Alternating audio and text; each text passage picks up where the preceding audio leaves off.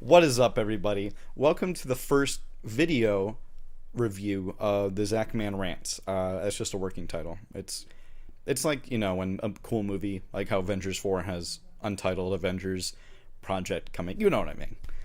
Welcome. Happy New Year. Happy holiday season. Kwanzaa, Chris Kwanzaa, Miss Chris Jenner.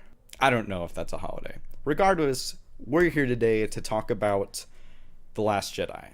Now, this one was an interesting movie just because the fan base was so divided before even the theatrical releases, because all the super nerds who got to see it like a day early, at my brother, were very fortunate or unfortunate based on their opinions. And the main conflict was that The Last Jedi was either the worst Star Wars yet or the best. And in my opinion, it's neither, and I don't necessarily think that's a bad thing.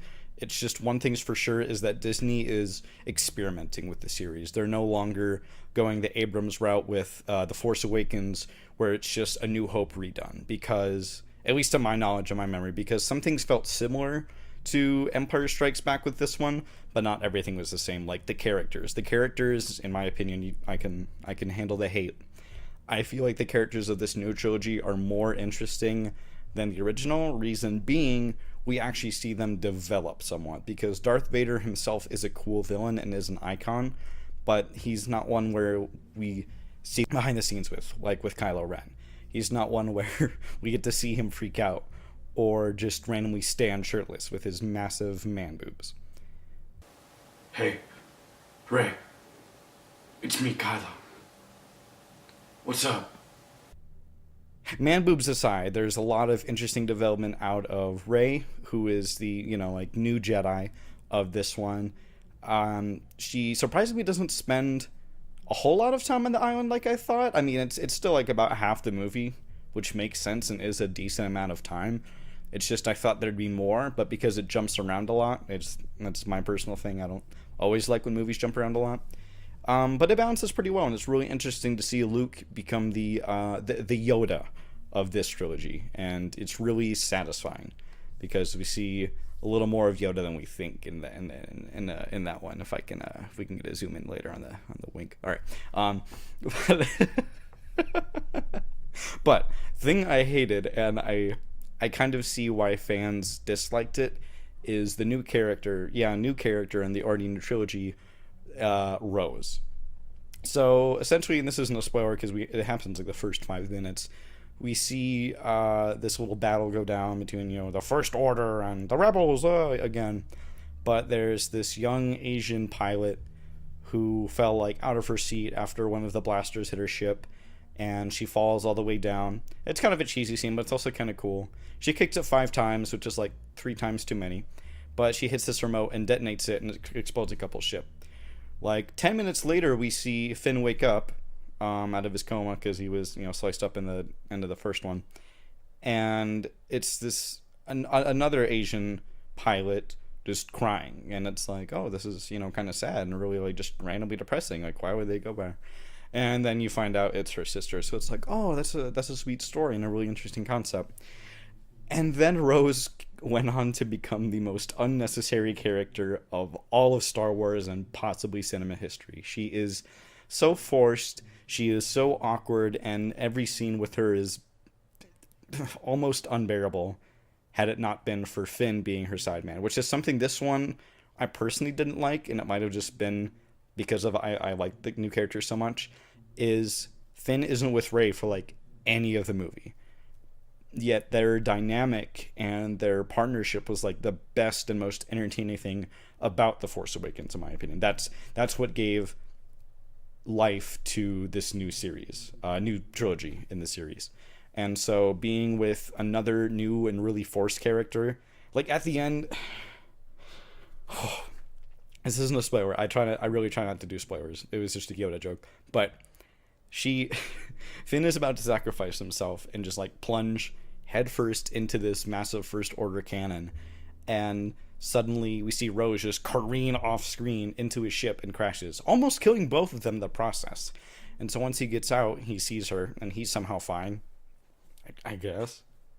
And he gets out of his ship, goes to hers, and he's like, "What are you doing? What was that for?" She was like, "I saved your life, dummy. That's how we're gonna fight the First Order.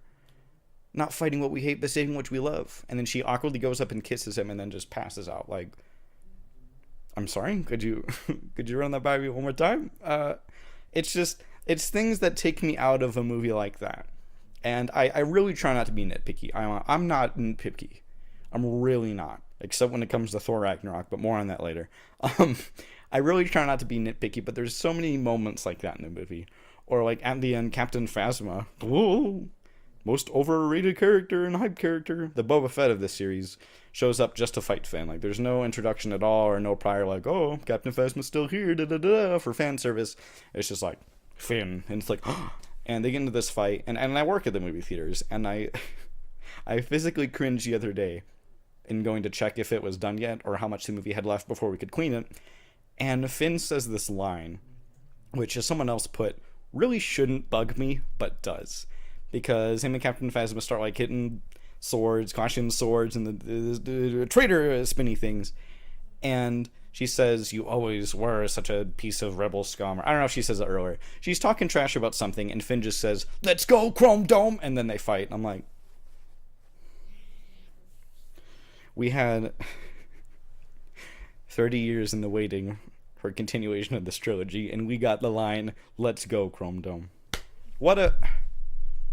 What a revolutionary idea, everybody. Let's get more of those Chrome Domes. Like in Infinity War, like I want that to be the first thing Spider-Man says to Thanos, like in the trailers when he's like getting his butt whooped. It's just like, "Let's go, Chrome Dome," because that's what I want to hear my heroes say to sound really cool. It sounds like a line that should be out of Power Rangers, not Star Wars. And not like, okay, not any of the Power Rangers, because Power Rangers isn't good in my opinion. Hate me for that later.